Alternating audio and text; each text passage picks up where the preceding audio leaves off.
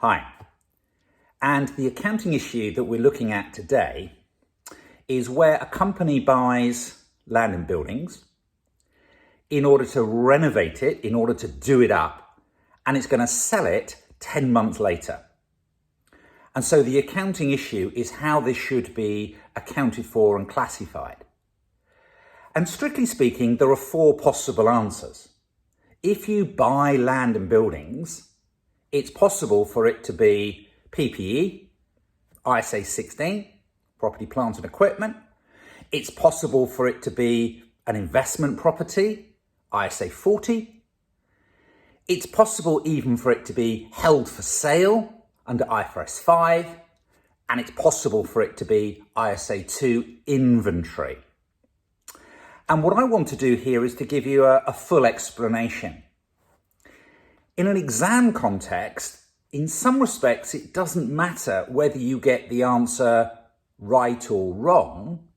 It's whether or not you've made sufficient valid points along the way to justify the mini conclusions that you come to. And what we've got here is 4 mini conclusions, because 3 are the wrong answer, and we've got to justify why that's the case, and 1 is the right answer, and we've got to justify why that is the case. Let me make a start. We've bought a property that we're going to renovate, that we're going to do up, and we're going to sell 12 months later. So the first issue perhaps is if you buy land and buildings, you think it's IAS 16, property, plant and equipment. And if it is property, plant and equipment, it's a non-current asset. If it is property, plant and equipment, you've got a choice of whether you measure it at cost or value. And if you measure it at value, normally gains and losses go to reserves and you charge in depreciation. But what is property, plant and equipment? What does IAS 16 cover?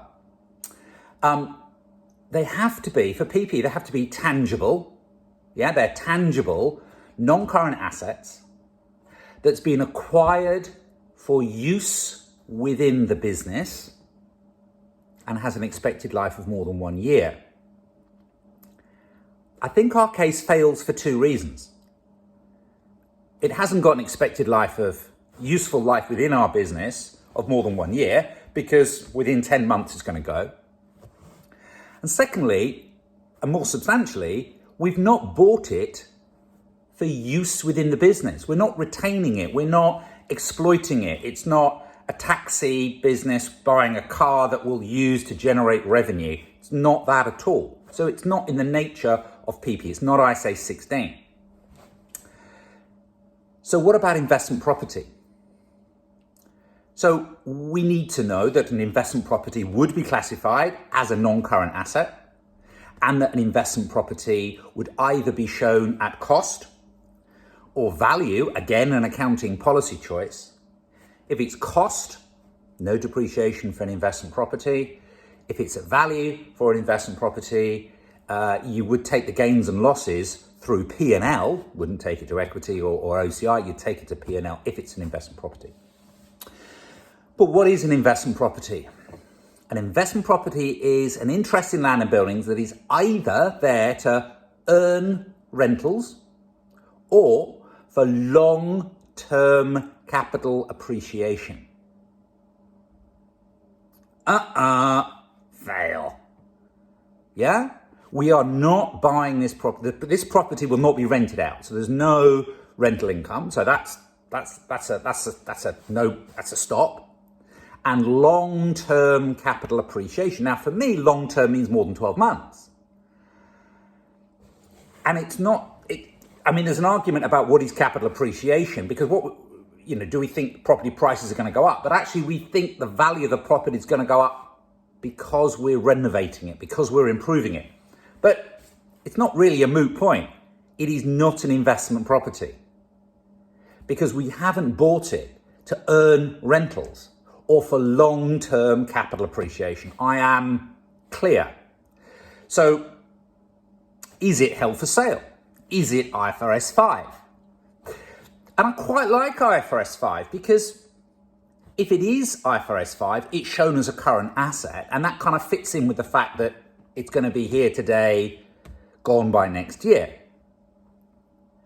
Now, actually, it's quite difficult to fully classify something as held for sale, because you have to meet quite a few conditions, and those conditions have to be met at the reporting date. And those conditions include that it has to be actively marketed. Now, there's no suggestion in our case that at the moment it's being actively marketed. There's no suggestion, actually, if I'm really picky, that the sale is highly probable within 12 months. And it's also got to be in a condition that is suitable for immediate sale. And we haven't yet renovated it. So, hang on a minute. The killer for me as to why this is not IFRS 5 is actually the proper title of the accounting standard of IFRS 5, which is non-current assets held for sale. This property has never been a non-current asset.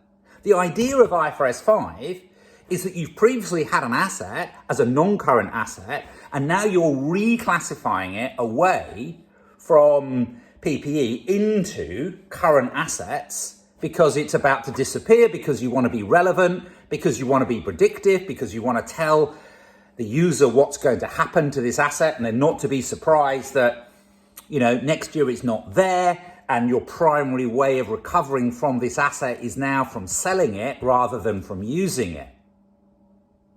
So it's none of those three things. And if we're arguing these points in an exam scenario, we're getting marks. So what about IAS2? What about inventory? Well, inventory are things that you buy, that you hold for sale in the ordinary course of business. And we're not precisely told what business this company is in. Could be a supermarket, could be a property developing company. But do you know what? I don't care. They've bought something and they're going to add some value to it and they're going to sell it, and they're doing it. That's their bit. Their business is doing this. All right? Supermarkets, they buy milk, they buy meat, but they also buy property. And if they were to buy this property and to renovate it and sell it on, they would be doing that in the ordinary course of their business. So for me, this is inventory. For me, this is IAS2. For me, this is a current asset that sits very comfortably with the idea of, it's not going to be here in 10 months' time. So it's a current asset. And therefore you value it at the lower of cost and net realizable value. And that's being prudent because you're not anticipating any profit, but if there were to be a loss, you would anticipate the loss. So there you go. Long answer. Simple question, long answer, because what I've tried to do is explain everything as you would have to explain it in a pithy, in a written exam. If you've got 4 things going through your head, you're looking at making 4 mini paragraphs. This question could, at max, I'm thinking, I've really given it the full explanation to justify, because I know it's quite a debatable. Thank you very much for listening. All right. Have a good day.